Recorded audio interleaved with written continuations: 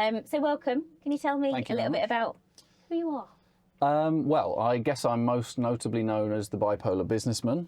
I've been speaking unashamedly about myself, I guess, for 10 years, which pains me, to be frank.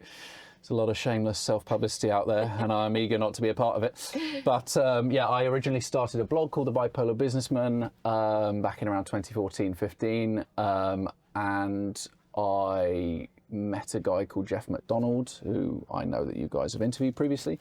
At the time, he was a global vice president for Unilever, and he invited me to meet with him and really kind of sat me down and said, listen, you've started this blog. You think that you're just ranting about mental health in business at this point. It's not a thing. It was not popular back then. No one cared. But actually you're saving lives here, and I want to make you into a keynote speaker, and would you come on stage with me at the Institute of Directors and do a speech? And I said, yeah, no worries. And then sort of 400 keynote speeches later, after I'd spent all my hard-earned money from running my businesses on just going and kind of shedding some light on, you know, men not talking about mental health or breaking down the stigma, I guess, at that point. I've fast forward now, I've had millions of people share my story around the world. I've got a book out. I work with the BBC, HSBC, all these kind of big brands, and I help companies to try and look at how they can look at a more humanistic side to well-being. So I'm not about HR and policy. I think there's a place for that, but I'm really about how do we sort of interconnect people as human beings? Like, where has the ethics of our grandparents gone? Because we don't have that anymore. We ask how people are, but we don't really think about it. So I guess I've kind of come over the last 10 years to a point where I've managed to professionalize myself into this field, whereas before I didn't want to take any money for doing what I was doing. I wanted to stop people taking their own life. And thanks to Simon Berger and Mark Pigu, who own the Mad World Festival, whatever you want to call it at this point, they've invested in me and they've supported me and helped me to understand that actually you can, create a commercial structure behind doing something good. And now that's what I'm trying to do, because it fills my cup. So are you a storyteller?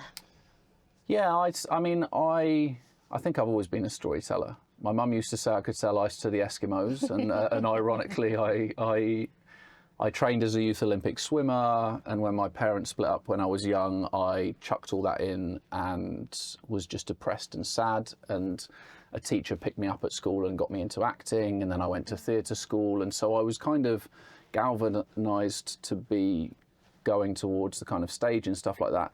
But for me, it was about the fact that when I was growing up in an abusive household and this kind of stuff, like movies and cinema and these kind of things were kind of my escapism.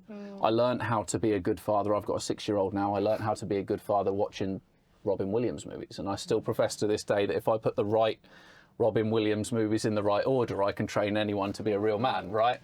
And I think that was my upbringing, and I didn't get that from the family structure. And so I guess that's what I'm trying to achieve, really. I want people to interact as humanistically as possible. And I try and teach companies and the individuals within companies how to create a more sustainably healthy lifestyle. So I've got bipolar disorder, or I'm on the bipolar spectrum. I have ADHD, dyslexia, dyspraxia. I've got the PTSD from childhood trauma. I spent much of 2022 in Ukraine evacuating refugees when the war happened. So, another raft of PTSD there and this kind of thing. And I think I've slowly learned how to live a more sustainably happy lifestyle with a few fundamentals in place. And my argument is, if someone with sort of a smorgasbord of mental ill health like I can do that, then anybody can do it. And I think it's our responsibility as human beings to help ourselves move forward, but someone at some point has to give you the tools, the life hacks, the tips, the tricks. And I think that, coming back to your point on storytelling, that's the best way to do it. If you can show someone what the end gain is or what the end result is. I'm not saying I'm a made man, I've fixed everything, right? But at the same time, there are fundamentals that keep me steady. There are fundamentals that keep me present for my son. There are fundamentals that help me to help companies change structures that empower people within those organizations. And so that's, I guess the mantra is just that I want to do something that means something, you know, with my time. What do you think are the main barriers in the workplace to this humanistic? I think that the biggest issue is that people don't really understand fully what the human return on investment is. I will always argue with a CEO that there is a fiscal and a human return on investment when you invest in well-being, right? No one wants to, you know, there is technology out there already that will tell you where you're failing, where you're spending money, where you're failing, and where your company is failing on the basis of how you treat your staff. The reason people aren't employing this clever technology, which has been around for a little while, is because no CEO on a 250 grand a year or more salary wants to, well, I think that's light nowadays probably, learning 20, 30, 40, 50 grand a month. No CEO is going to shine a light on where their business is broken, because ultimately then they have to fix it. And that's why we aren't making the moves in well-being, fundamentally, because there are not so many CEOs are willing to step up and go, do you know what? We've got some problems, guys, and I'm going to stake my neck or my job on fixing those problems. If it was Premier Football, most of them will be out, right? You've got a certain amount of time to turn that team around, or we're not getting sponsorship, we're not making money, right? But why aren't we doing that in business? So when you call senior leaders out, the CEO, on the big fat salary, because presumably you've had the opportunity to do that. Yeah. What's their response? The response is, this guy's mental. Get him out. What's he talking about? That bipolar guy. Raging. I was like, I've been running my businesses for 20 years now. I started my first company when I was 20.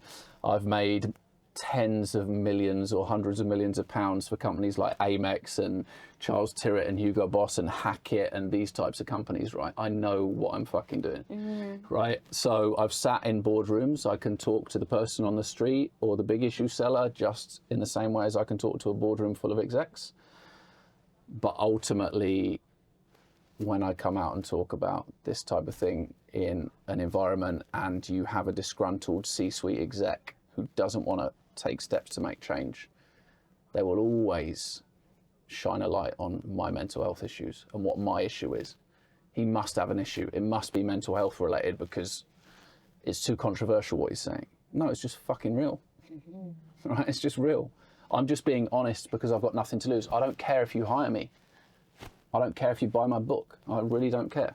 I'm here because I want to help people to understand what the world is really about, and the world is really about being human beings and not lip service. And ultimately, those CEOs and those C-suite don't want to hear that.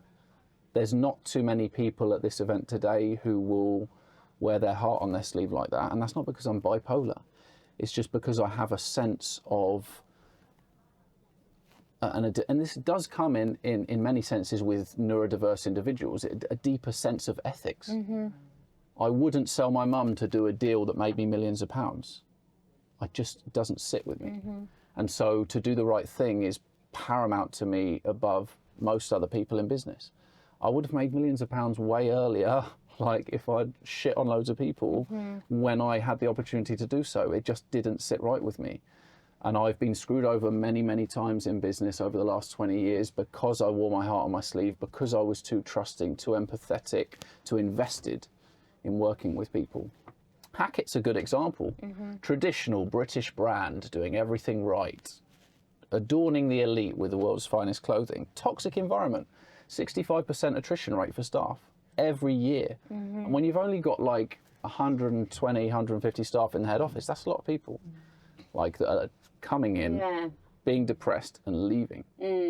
But you've got marketing directors sitting there drinking red wine at lunch, and you've got the Spanish CEO who just wants to earn money, and no one cares about anybody. Yeah.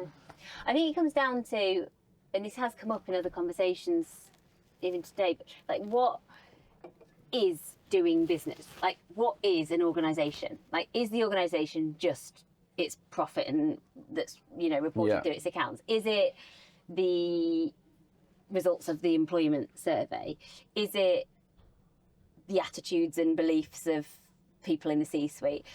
Is it the experience that the customer has? Like, it's all of those things, and in that is ethics and this sense of truth. And so if you're not meeting all of those things as best as you can, then really are you doing business?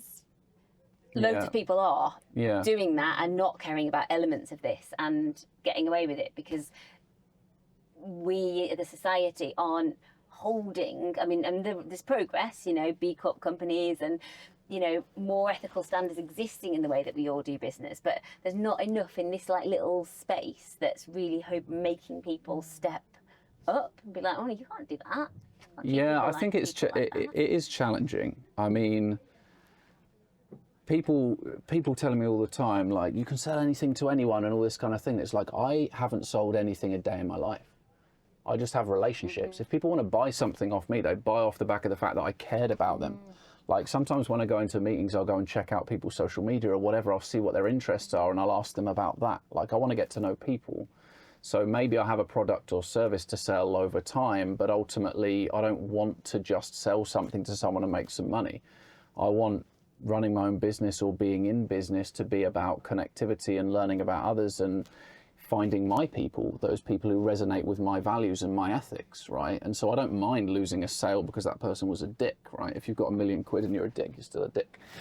So that's the way I look at the world ultimately. And some of the nicest people I know who would, you know, give you the shirt off their back can't afford that shirt, you know? And so I think this is one of the biggest issues. What is a business? A business is an entity that's there to make money and drive profit and all these kind of things. But like you say, there are ethics to the way that you do that. And ultimately, for me, it doesn't sit right if you don't look after the people that are there to support you along the way. And there are so many fundamentals that you can implement every day just to look after people. It's really not a lot of skin off the top line profit to invest to send someone to a counsellor because they were abused by their husband, or to get someone an ADHD diagnosis because they might then get some extra support. It's nothing. It's like 60 quid, 150 quid here, 150. It's nothing. So why aren't we doing that? Why aren't we doing the fundamentals? There's companies like eBay who are like setting, I wouldn't sell anything on eBay now, their commission's too high. And I used to sell Star Wars figures on there, so that's a story for another day. But there's companies like eBay who are like really like taking this to the next level and looking after their staff on a level like no one I've ever seen, you know. And then you've got other companies that are sort of way behind, and mostly that tends to be in retail because they just don't care. But look at shops closing left, right and centre and profits going down. And it's all the stuff that you need to look after your staff on a fundamental level is cost effective. It's not about a 250 grand app that 22,000 people download, 7,000 people open up and 70 people use. So you've just wasted £250,000 on something that no one wants to engage with because they don't want to click whether they've got a happy face or a smiley face on the given day to let your HR director know whether they're doing okay. It's bullshit. What would it take for the shift towards this, what might be viewed as quite a direct approach, perhaps confrontational by some? I'm an opinionated person. I struggled in organisations to be myself and share my truth. I just wondered, what do you think businesses need to do to create that? Do they want that? Do they want employees with quite direct views and thoughts? Are we ready for that? Are they ready for that? I don't think they're ready for that. I very often get called in to do a keynote speech because I'll rally the troops, because I'm the everyman. I'm the guy from a council estate who did good, right? So most people tend to warm to me. Part of my story, my parents were both gay, I've been to war, all these different kind of things. So most people warm to me or connect to me on some level because of something they've been through on their life. You know, I get along with the trolley boys in Tesco's and all these kind of things. And so you'll connect to the every person, I should say, like in that sense, and that's what people want to bring you in for. When it comes then to teaching that dynamic of vulnerability and honour in leadership, they don't want to know. Because that bipolar guy might flip out, or what if all of our leaders are suddenly empowered to be more vulnerable, and then people start following them and then they don't want to follow us, but I'm the boss, right? This is the problem we have. People want to bring it in as a circus act, as a showcase, and I don't mind that because it pays my wages, just to be clear. But at the same time, my issue is that I can then go and do developmental leadership training where I teach people how to be vulnerable, how to be the storyteller. It's not about, I think people are scared of the concept of vulnerability, meaning that you have to air your dirty laundry in public, and it's fundamentally not that. Like, most leaders are scared that they might have to talk about their divorce or some childhood abuse or whatever, and ultimately you don't need to offer that out for people to follow you. It could be a story about a childhood pet that you loved.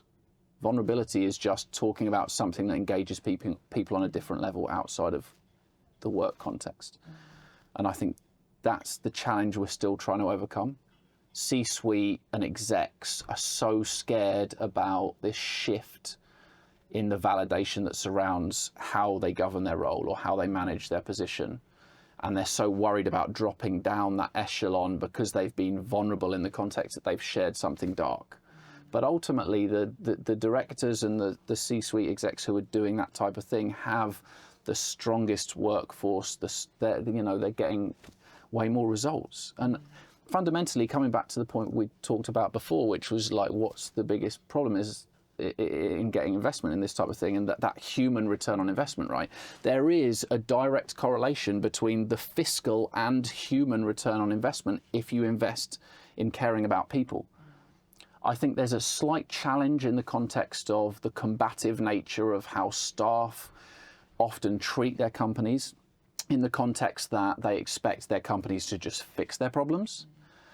And from my perspective, when I talk to an organization or when I talk to 200 employees, 1,000 employees, whatever it is, my mindset is that we still have to change it for ourselves. I classify myself as the silent majority, that 50, 60, 70% of people who just want to help themselves. They just need the tools, right? But ultimately, at some point, you've got to pull up your pants and you've got to go and get some work done. And if you're not willing to do that or put that work into yourself, to be introspective, to understand who you are as an individual, you're never going to move the needle.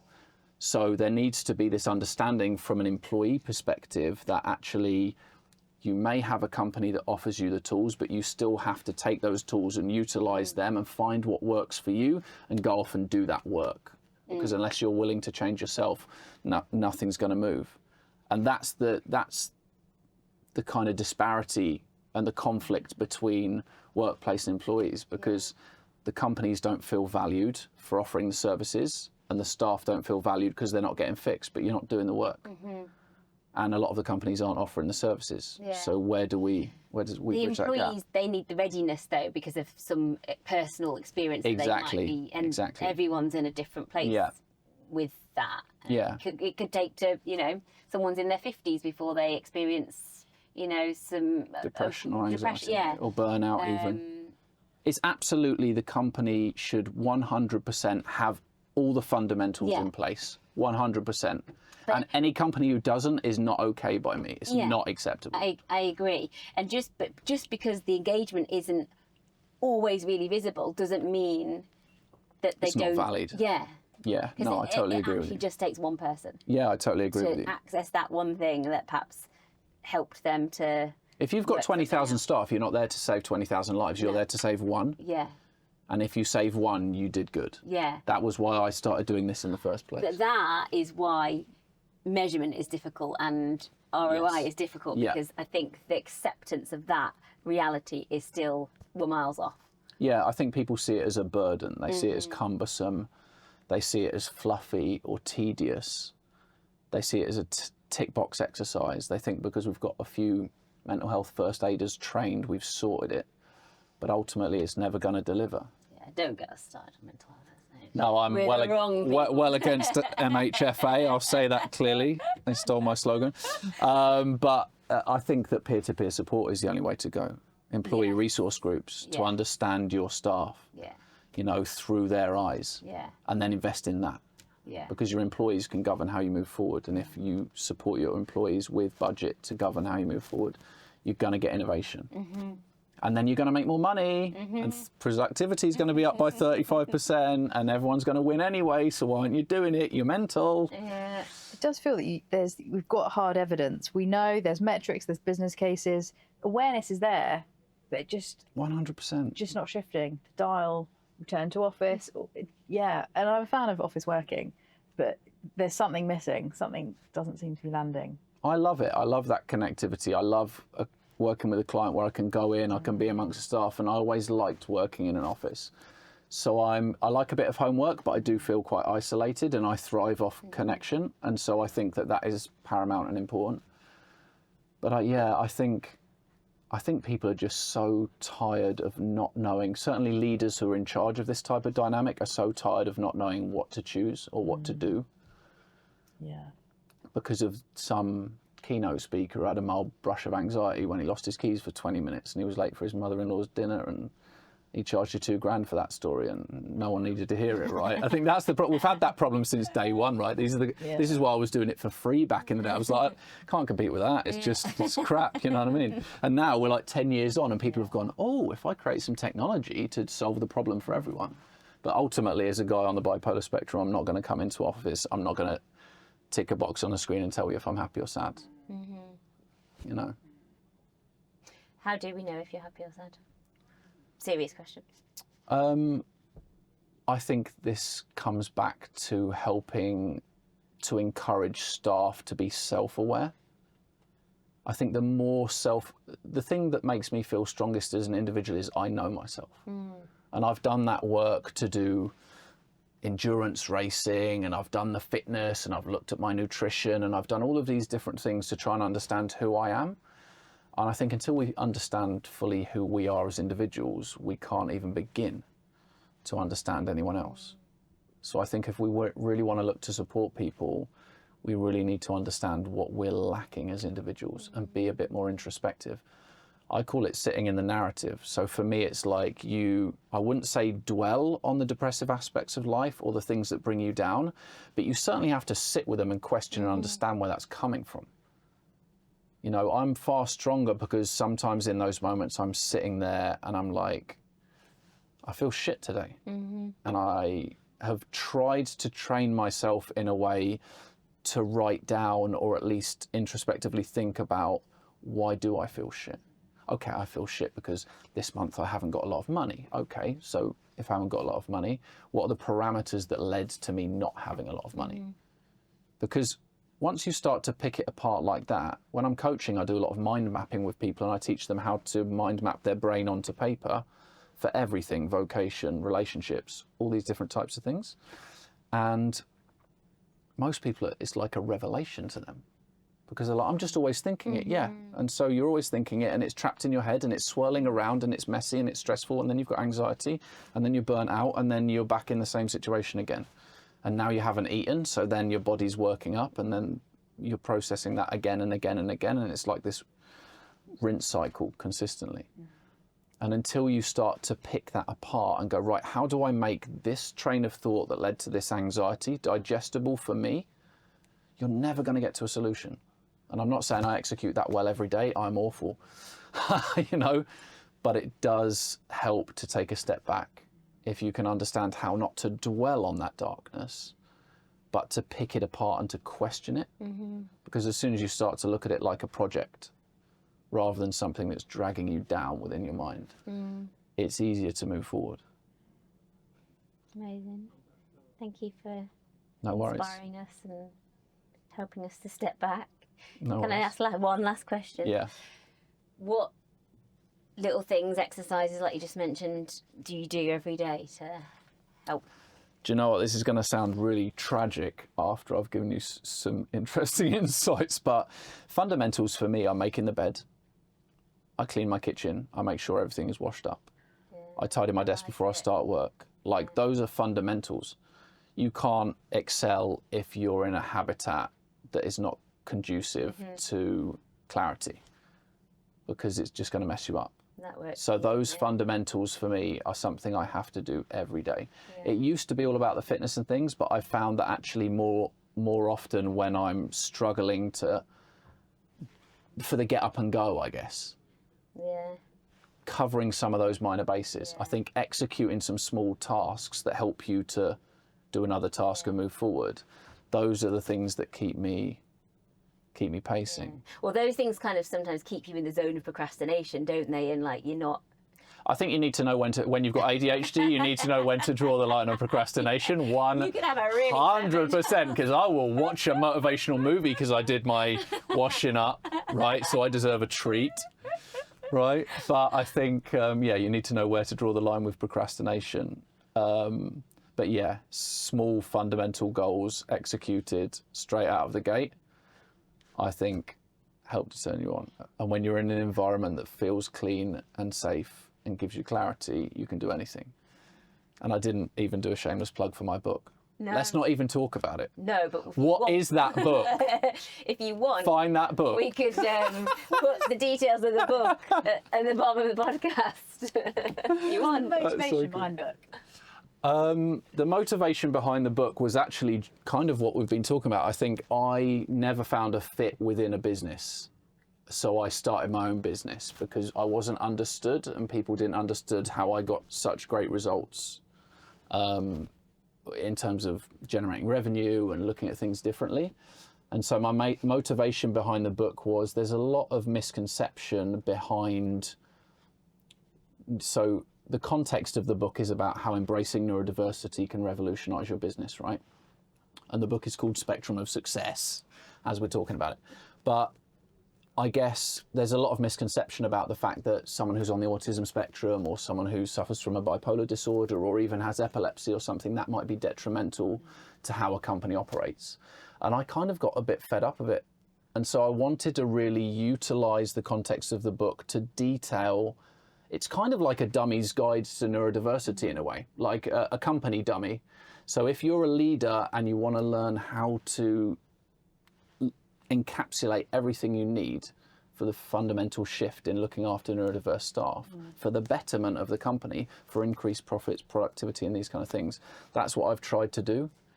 It's like starting at the very beginning. What are each of the neurodiversities? How many people do they affect? What does that mean? What are the misconceptions? I've got life hacks in there. I've got interviews with very successful industry leaders who are neurodiverse, who have done very well. And it talks about how they've managed to do well off the back of their neurodiversity. And I think that will help companies to understand not only how valuable individuals like that can be for their business, but also how to better utilize them within the business and give them a bit of flexibility to evolve. Basically, I just want to create the X-Men. And I'm behind the curve, so let's do it in business, right? And that's what this is all about.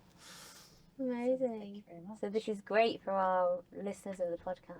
It could be called X-Men for Business. That's what it should have been called. X-Men for Business. Spectrum of Success. Terrible title. Did you approach the dummies for the dummies people and say, like, I've got an idea? Do you know what? Honestly, I thought about this kind of context and I was like, I just don't want to attribute that to mental health. Like, we're already on a back foot here.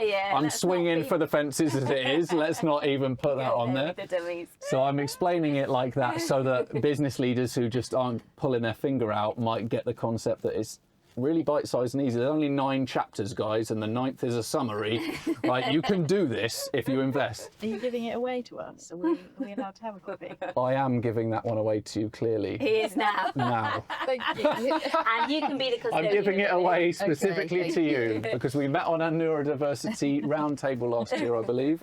Did we? Yeah, I think we did. Okay, possibly. Yeah. So I think, Amazing.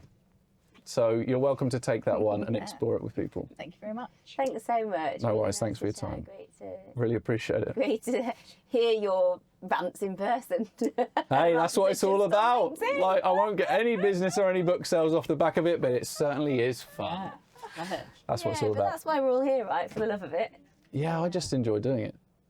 Like, I think that too many people care about people's perception of them ultimately, and I did this because I wanted to save someone's life if I could.